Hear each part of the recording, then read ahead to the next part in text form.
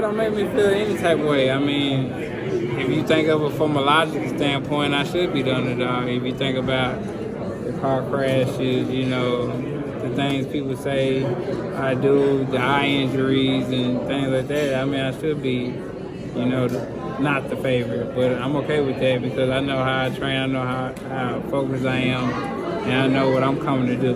I know you're the underdog.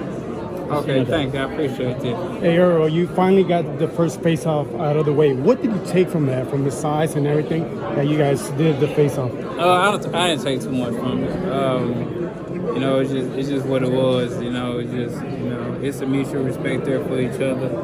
You know, so I didn't take nothing from it. It got me more pumped up my height. It definitely got me more pumped up my height, but I didn't take nothing from it. And how do you feel now that the fight's ready to go and the negotiations are over and now it's just training camp? Oh, I love it. I love it. I feel like this is what we both wanted.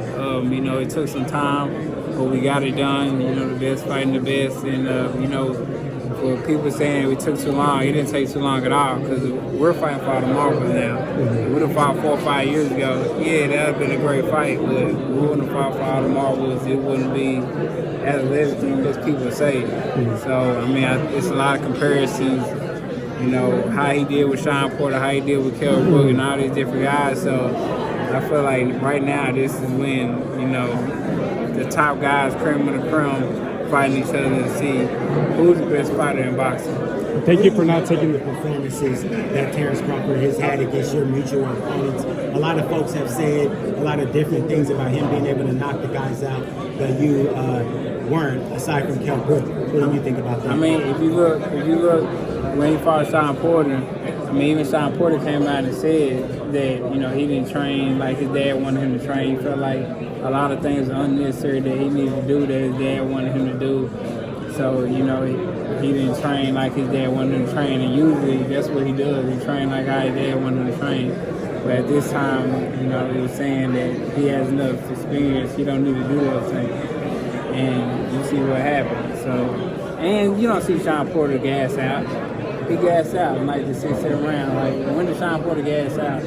You know, so I feel like, you know, he didn't take it. He took it as a guy who was basically, you know, halfway in. He was on the verge of thinking about retiring anyway. So, you know, I feel like, you know, it is what it is. But Kell Brook was already basically broken and just, you know, basically looking for a payday. And when I fought those guys, they all had titles when I fought them. Sean Porter was the world champion.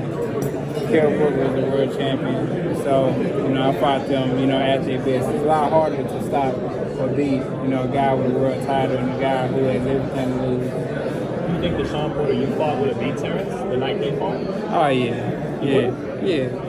Well, if he wouldn't beat him, he would have definitely gave him a better fight. Definitely got a better fight. Like, when do you see Sean Porter gas out? Like, that's a serious question. When you see Sean Porter gets tired, you don't see Sean Porter. Like, he's known for his nutrition and, you know, how he comes in the fight. He didn't fade when you dropped him in your fight. That was just you coming on. It wasn't Sean weakening a little bit. Nah, he didn't fade. He was like, come on, like he was trying to fight. Like, he was still trying to fight, still throwing punches and things like that. So, I mean, you don't never see Sean Porter, you know, fade out like he did with Terence. Like, then he even come out and said in the interview, like, he wasn't doing the things that his daddy told him to do. So, I mean, it is what it is. So. Hey guys, we're gonna move down a little more. If you guys, sure, just hold on a second. We got a whole bunch of people here, so we gotta move down. Thanks, Errol. How you doing, champ? They say you can tell a lot about a man about how he overcomes adversity. After what you came back from and to be great and fight greatness, what does that say a lot about? What does that say about you? I just say, man, you know, I'm blessed. You know, my determination, you know, my ability to keep going and just, you know, staying the course and, you know, staying focused. Like, I had a dream and I wanted to be undisputed. I want to get these belts, and that's what I did. You know, I didn't take any tune-ups or take, you know, this guy or I want to fight this guy to see if I'm really sharp or I'm on point. I was like, you know, even the top guys, you know, even at the injuries and, you know, things that happen, I wanted to fight the best fighters in the world, and that's what I do. That's what I continue to do. You know, with all this stuff outside opinion or telling me I might need to tune up, I want to fight the best fighters in the world. Errol, it's been a huge year for boxing. And all of those fights that have been like very good make you like feel a little bit of pressure to make this fight happen and be a part of this huge boxing year. Is that what? Say it again? So it's been a huge year for boxing. Yeah. So did all those good fights this year so far make you like feel a little bit of pressure and try to make this fight happen to be better? Nah. I mean, it was more pressure on, you know, me wanting to fight, he wanting to fight, and, you know, just making the fight happen. You know, I feel like that's the only fight that made sense for me. You know, fight for the last title, fight a guy who is considered one of the best fighters in the world. You know, who else would I fight? And, you know, not having the fans say something or outside people like, why you not fighting this guy? So I felt like this was the only fight that made sense for me. So this is the fight that I wanted. It's the fight that I got. You know, I'm just blessed that I gave the fans what they want, and you know, I'm just blessed to have this opportunity to fight one of the best fighters in the world. What's the number one piece of advice you have for the next generation who wanted someone to be in your shoes? The best advice I got for them is just stay focused, man. Stay the course. Keep doing the things that got you there. Stay with the people that got you there. And, you know, just stay focused, stay dedicated, stay hungry. Don't go out here buying all these cars and jewelry and all this materialistic stuff, you know, because at the end of the day, you know, that stuff's not going to matter when your career over. The fans not going to care. The people not going to care. They're not going to care nothing about you, you know, so you got to look out for yourself and look out, you know, for your financial wealth, and you're going to have responsibility, especially when you have kids, especially when you got family. So you got to make sure you're up and, you know, you're satisfied and you take care of the business side of boxing first, and not just, you know, be a great athlete and just spending money, because it can end at a drop of a dime, and then what do you have left? Yeah, I wanted to ask you, the other night we saw Adrian Broner come back in the ring and get a win over Bill Hutchinson. What did you think about the way Adrian Broner performed? He performed good, especially off of a 2 year like 2 year layoff. 2 years. Like a 2 year layoff, man. I wish my bro the best. You know, I want to see him succeed. You know, I think he can come back from it. You know, he's been going through a lot of issues, you know, mentally and things like that. So I just wish him the best. Wish the best for him. Just want him to stay focused down the right path. You know, and just, you know, make the best out of his opportunity that he's getting. And, you know, hopefully, you know, we can see, you know, Adrian Broner. It's probably gonna be hard to get back to where he once was, but I want to see Adrian Broner, you know, just well off, you know, mentally, physically, and just get back to, you know, the Adrian Broner that I know.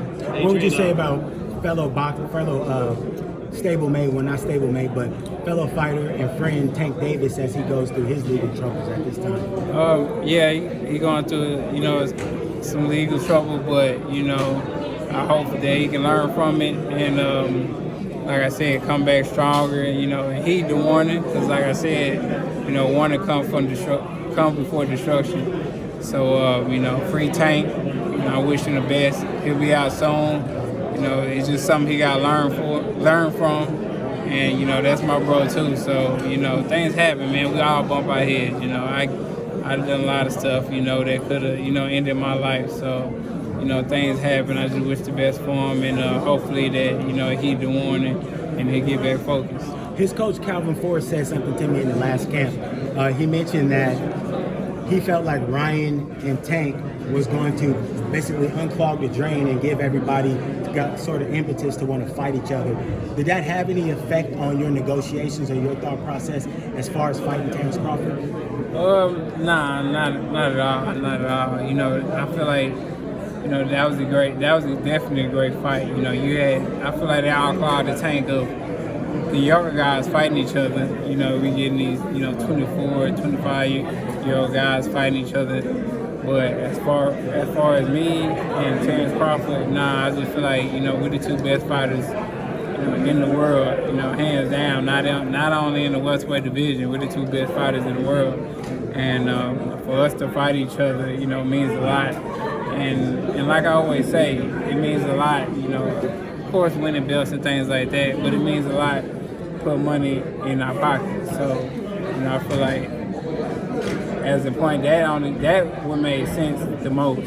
you know, of course, it's a lucrative fight. This is a great fight. This is what all the boxing fans want. But like I said before, you know, at the end of the day, you know, the only thing you have is after boxing, your family, your finances, and your senses. So don't let boxing use you. You know, you use boxing. So, you know, I feel like that's more important than anything else. And when you get older, you kind of realize that when you're younger, you want to be, you know, the world champion and you want belts and things like that. But once you get of age, you know, you have kids and you have responsibilities. You know, it's more about taking care of your family. Of course, I want to be the best fighter in the world, and I got that super ego, and I want to be the best. But the main thing for me is to take care of my family and take care of my responsibilities and make sure that, you know, my kids are good. So that's why I'm losing these brain cells for, to make sure my kids are great and they stay in private school and they keep doing the things that they've been doing even while boxing, after boxing, they continue to do the same thing. What's the Marcus, I know you want to hold them hostage.